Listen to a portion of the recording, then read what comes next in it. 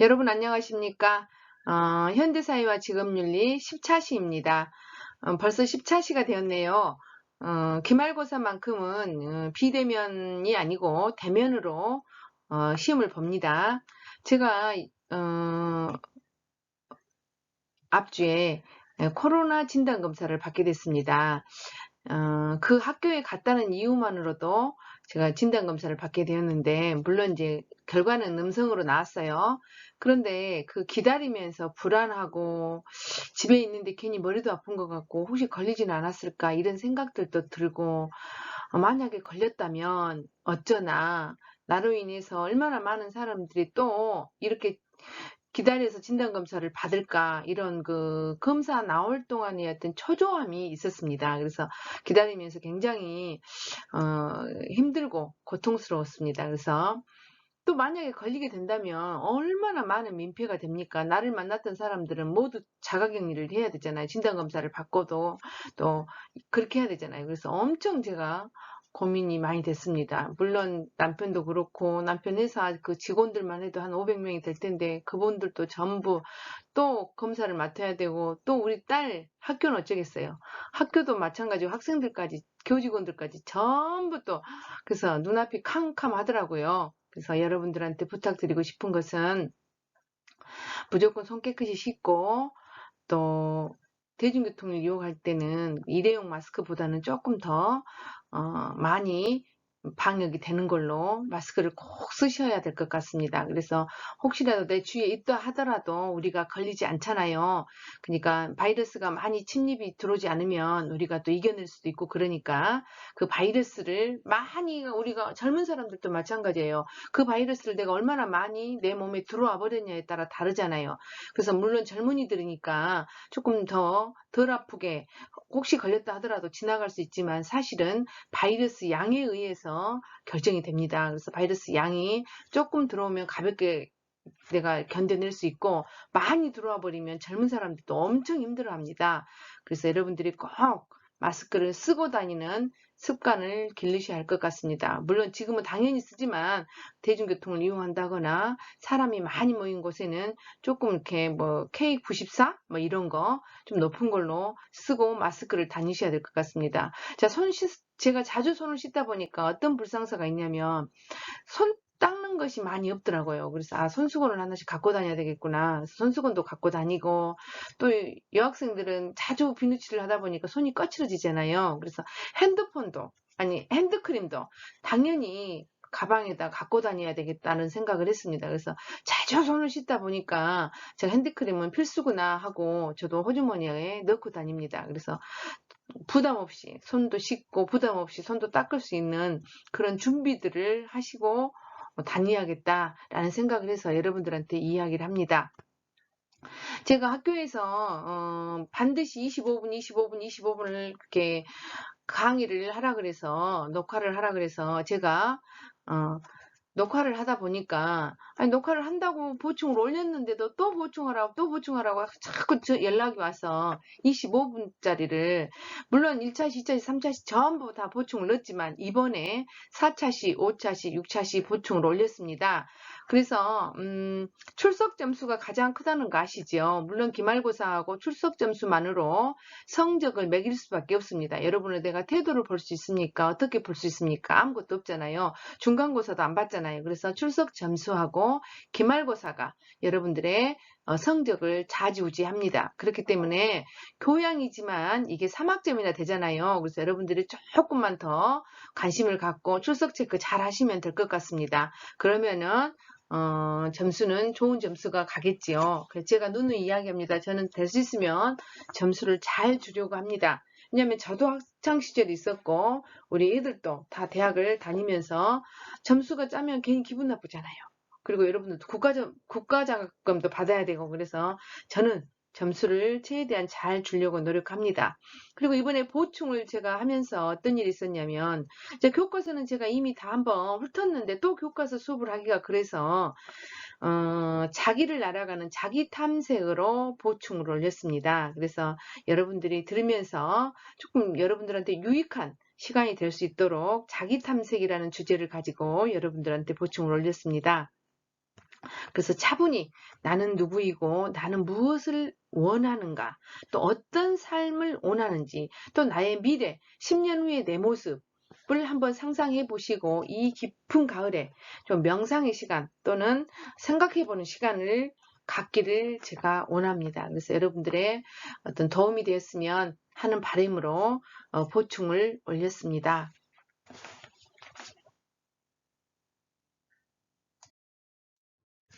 자, 현대사회와 직업윤리에서 이번에는 기업윤리와 청렴의 의무에 대해서 한번 보도록 하겠습니다.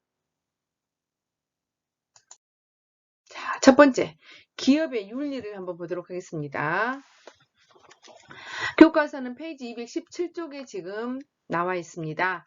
자, 기업윤리라는 것은 기업이 지켜야 할 절대적인 가치가 있다. 이제 그게 뭘 것 같아요? 기업은 뭘 추구합니까? 이윤을 추구하죠. 그래서 내가 장사를 하면서 또는 어떤 그 물건을 만들어내면서 뭘 하려고 기업이라는 것을 만들겠습니까? 돈을 벌기 위해서, 또 경제적 이익을 얻기 위해서, 이윤을 얻기 위해서 기업을 하는 거잖아요. 그래서 기업이 반드시 이루고 싶은 것 중에 하나가 이윤을 획득하는 겁니다. 경제적 이익입니다. 그런데 그 경제적 이익이라는 것이 결과적으로 윤리적 경영이 이익을 가져다 준다는 겁니다.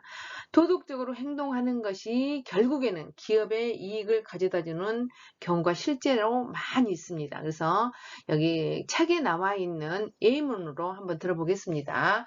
자, 첫 번째 나온 거는 어떤 것이 나왔냐면 화장품이나 원료용품 제조사로 유명한 미국 기업 존슨앤존슨의 타이레놀 독극물 투여 사건이 있습니다. 근데 이 존슨앤존슨 기업은 타이레놀이라는 어떤 그 독극물 투여 사건 때문에 굉장히 기업에 위기가 있었던 일이 있었습니다. 이제 한번 읽어보겠습니다. 타이레놀 독극물 투여 사건은 윤리 경영이 얼마나 중요한지를 일깨워주는 대표적인 사례가 됩니다. 1982년 시카고에서 누군가에 의해 의도적으로 독극물이 주입된 타이레놀을 복용한 7명이 사망한 사건이 발생했습니다. 미국 식품의약국 FDA라고 하잖아요. FDA는 즉각 조사에 착수했고 시카고 지역에 배포된 타이레놀을 해소할 것을 공고했습니다. 당시 존슨앤존슨의 CEO였던 짐 버크는 FDA의 공고를 넘어서 시카고의 지역뿐만 아니라 미국 전 지역에 있는 그 약품을 전량을 해소하는 결정을 내렸다고 합니다.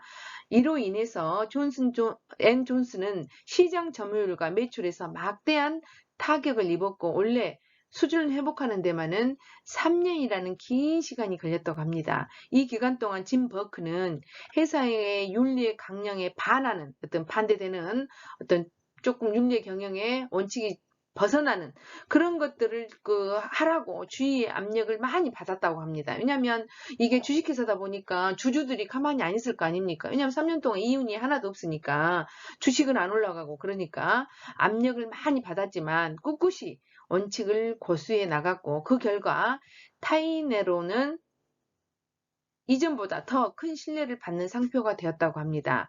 그리고 이것이 오늘날 윤리 경영의 대표적인 기업으로서 존슨앤존슨을 만들 수 있었습니다. 존슨앤존슨의 이런 조치는 2011년 200여 명 이상의 사망자가 나온 가습기 살균제 사건과 대비하지요. 그래서 영국의 생활용품인 이제 두 번째 사례를 한번 들어보도록 하겠습니다. 영국의 생활용품 업체인 옥시레킷 뱅키저를 비롯한 가습기 살균제의 제조사들은 책임을 회피하다가 2016년 소비자들의 대대적인 불매 운동에 휩쓸렸습니다. 가습기 때문에 지금 아이들이 죽었다 하고 계속적으로 이야기하는데도 우리 문제 없다 하고 계속 버티니까 결국은 소비자들이 불매 운동을 시작했던 것입니다. 국내에는 착한 기업으로 알려진 이제 세 번째 이야기를 합니다. 물론 존슨앤존슨을 좀 넘어서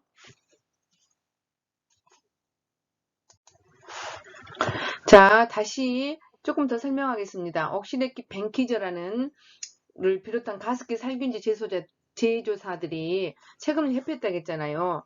그런데 똑똑한 소비자들이 있어서 뭉치면 어때요? 힘이 되죠. 그래서 결국은 물 먹는 하마를 만드는 우리나라 익산에 있었다고 합니다. 또 쉐리 같은 그 세탁 유연제라고 하지요. 이런 것을 생산하는 회사인데 익산 공장이 결국은 폐쇄되었다고 합니다. 다시는 인체에 해로운 또 호흡기에 해로운 어떤 영향을 주는 것은 만들지 않겠다, 판매하지 않겠다라고 다짐을 했다고 합니다. 결국은 그렇지만 폐쇄하고 말았잖아요. 그래서 이런 회사들이 결국은 그 윤리 경영을 해야지만이 결국은 기업의 이윤이 온다라는 겁니다. 그래서 요즘은 똑똑한 소비자들로 인해서 불매운동을 해버리기 때문에 이제 아주 앞으로는 더더욱 더 회사들이 조금은 더 투명하지 않을까 생각합니다. 자, 다시 우리나라 한번 보도록 하겠습니다. 국내에는 착한 기업으로 알려진 요한 킴벌리의 윤리 경영이 대표적인 사례로 꼽힙니다. 요한 킴벌리는 생산 현장에 4조 2교대 근무제를 도입하여 사원들의 삶의 질을 높이고 있다. 2개조 근무, 1개조 휴식, 1개조 교육식이 근무 방식이다. 교대 시스템에서 발생하는 여유조는 휴무 또는 교육을 통해 재충전과 자기개발의 기회를 갖게 되어 인간 존중의 기업 이념을 실현하고 있다고 합니다. 그리고 일반인들에게 널리 알려진 우리 강산 푸르게 푸르게 캠페인으로 숲을 가꾸고 보호하는 활동을 통해 환경에 대한 국민적 관심과 참여를 높이는 데 큰 기여를 해왔습니다. 요한 킴벌리가 그 회사가 어떤 회사예요? 화장지를 만드는 대표적인 회사잖아요.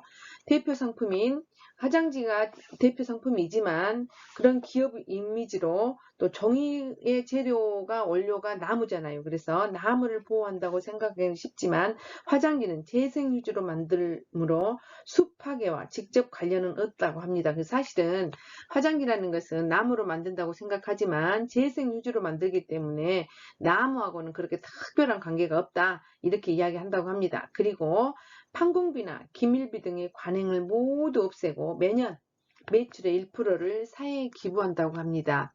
요한 킴벌리의 윤리 경영은 경영 성과로 나타나는데 1990년 1,600억 수준이었던 매출은 1996년에는 3,500억 원이 되고요. 이게 배가 되었지요.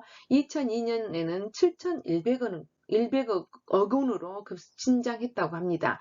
순이익도 1990년 51억 원에서 96년에는 144억 원이나 됐고요. 2002년에는 844억 원으로 크게 늘었다고 합니다. 국내의 이런 대표적인 사례들로 볼 때 기업의 도덕적 경영은 이윤을 증대하기 위한 도구적 전략적 의미를 갖는다고 볼 수 있습니다. 그래서 결국은 윤리적 경영이야말로 극대화하는 이윤을 얻는다라는 겁니다. 경영자들은 지나친 이윤 추구를 하기 위해서 기업의 장기적인 이해관계에 악영향을 끼치게 된다.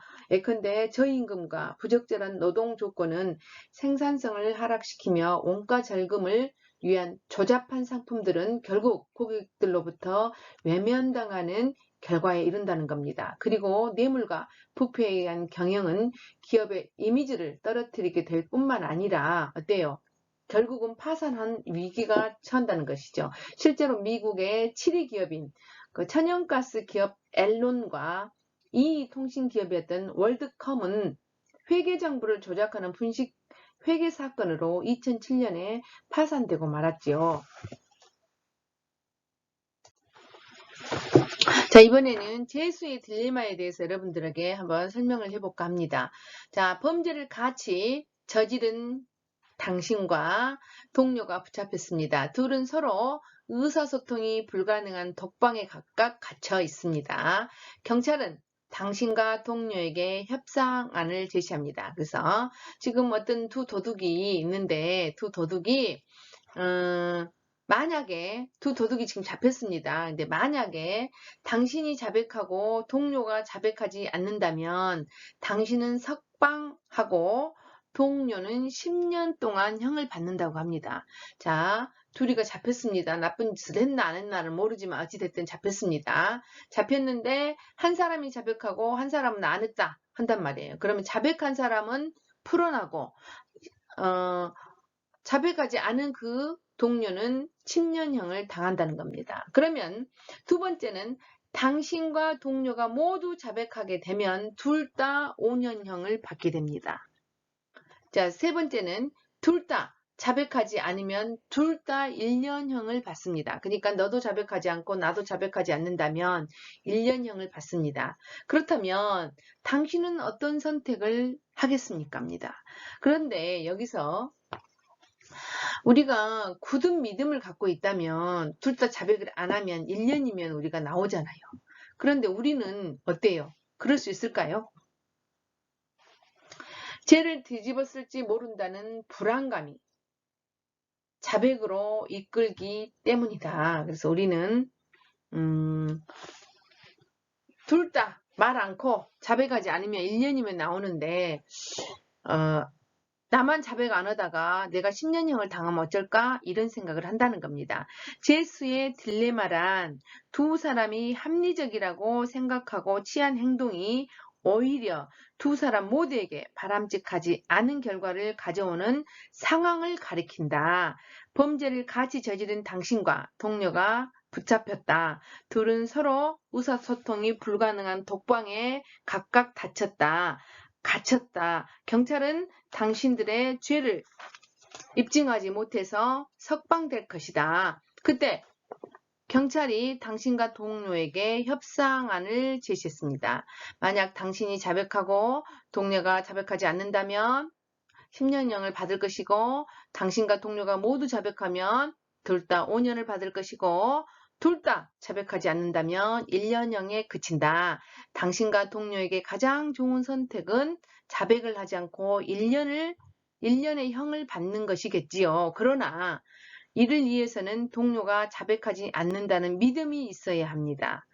문제는 당신과 동료 모두 각자의 이익을 최우선으로 생각하기 때문에 그런 믿음이 없어진다는 것입니다. 당신이 당신의 이익을 최우선으로 생각하는 만큼 상대방도 그렇게 생각할 것이기 때문이겠지요. 결국 당신과 동료 모두 자백을 한다. 바로 여기서 재수의 딜레마가 발생하게 됩니다. 그래서 누군가가 하고 나만 안 하면 10년형을 당하기 때문에 둘 다 결국은 자백하게 된다는 겁니다. 그래서 여러분은 어떻게 하시겠습니까? 동료를 믿지 못하고 자백을 하시겠습니까? 함께 죄를 짓고 잡혀온 두 사람의 용의자 모두 범행을 끝까지 부인하면 경미한 처벌로 끝납니다. 그러나 제수의 딜레마에서는 결국에는 대부분이 그렇다고 합니다. 다 그렇지는 않겠지요. 결국에는 두 사람 모두 자백을 하고 훨씬 큰 처벌을 받게 된다는 것입니다. 왜냐하면 내가 범행을 부인하고 있을 동안에 공범자가 자백을 하고 풀려나고 나만 혼자 그 죄를 뒤집었을지 모른다는 불안감이 자백으로 이끌기 때문이라고 합니다. 모두가 약간의 손해를 보는 것이 결국에는 가장 합리적인데 상대방을 믿지 못하니 나만 손해를 볼 것 같은 불안감에 빠진다는 것입니다. 마찬가지로 어떤 회사든지 우리는 이윤을 추구한다고 했잖아요.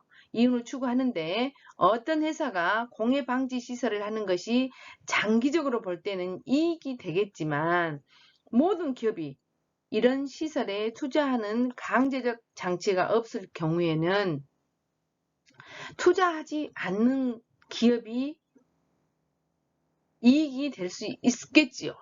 또 공사를 수주하기 위해 뇌물을 쓰지 않는 것이 장기적으로는 기업의 이익이 된다고 할지라도 당장 뇌물을 쓰지 않으면 다른 기업이 공사가 수주할 것 같아서 또 불안해하지요.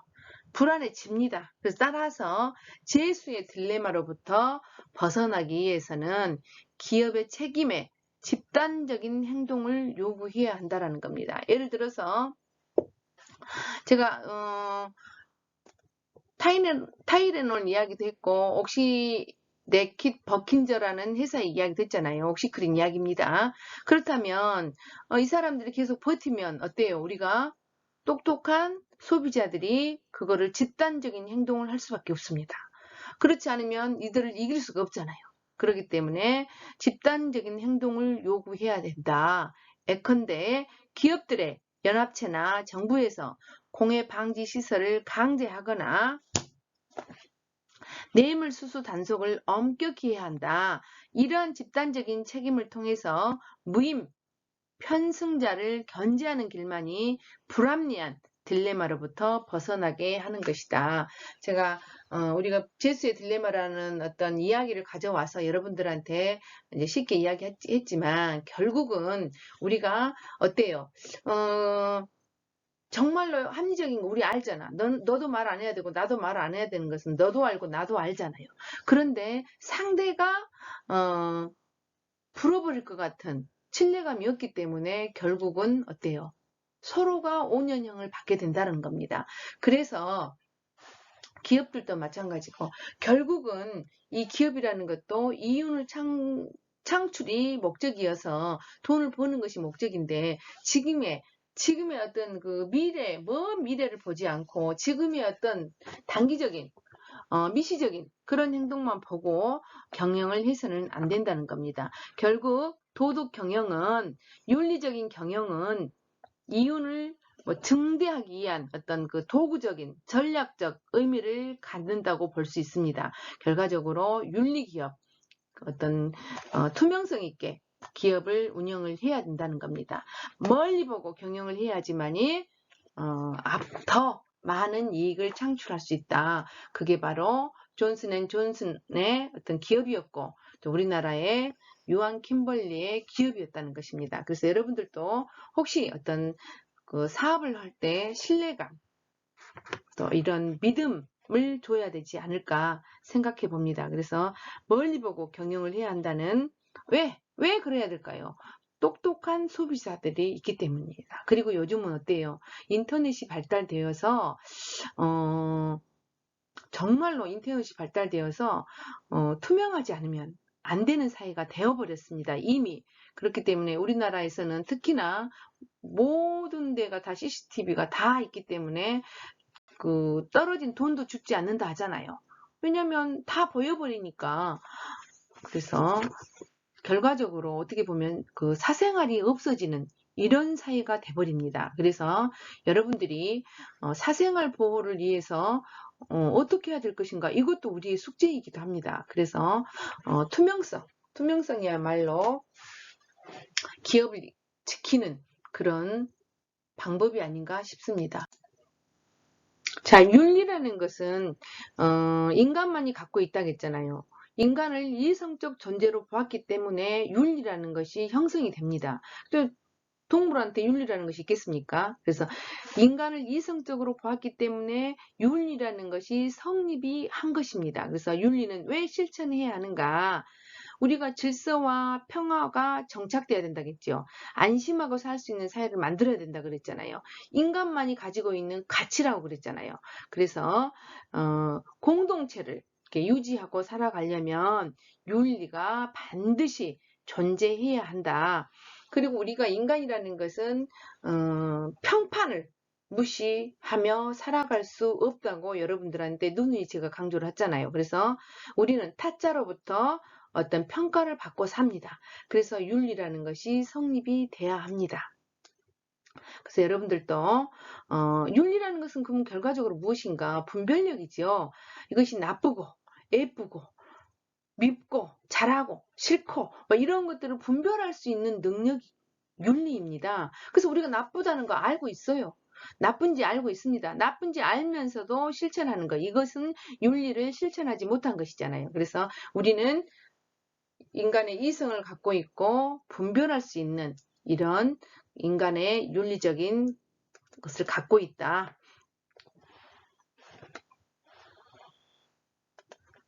그렇다면 여러분은 윤리적인가? 한 번쯤 생각해 봐야 되겠죠.